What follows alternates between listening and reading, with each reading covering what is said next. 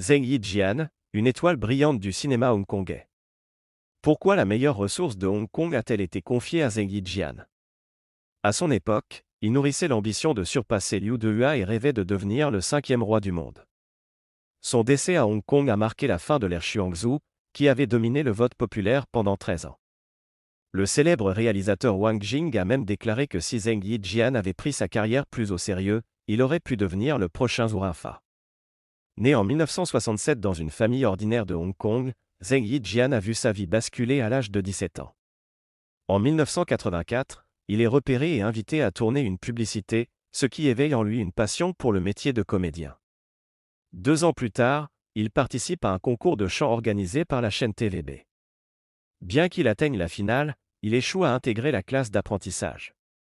Cependant, loin de se décourager, il persévère et enchaîne les petits rôles. Arrive en 1990, lorsque le réalisateur Li Goli lui offre un rôle dans la série télévisée Tianruo Yu King Li, qui le fait connaître du grand public. L'année suivante, il tourne aux côtés de Shen Songlin dans le film Yuerwan Wang Zhao Jiuzhu, très bien accueilli par les spectateurs. En 1992, il joue avec la célèbre actrice Liu Jialing dans The Modern Woman, son premier film marquant.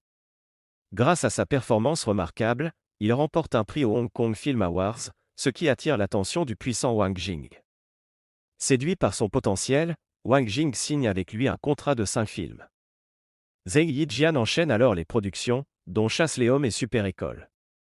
Si ces films ne dépassent pas les attentes initiales, il rencontre un certain succès, notamment grâce à son charisme et à son apparence, très apprécié par les jeunes. L'un de ses films attire plus de 21 millions de spectateurs et se classe 6e au box-office hongkongais.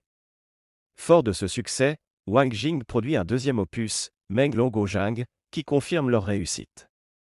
Ainsi, Zheng Yijian s'est imposé comme l'un des visages marquants du cinéma hongkongais, alliant talent, persévérance et popularité. Même si sa carrière aurait pu aller encore plus loin, son héritage reste gravé dans l'histoire du cinéma de Hong Kong.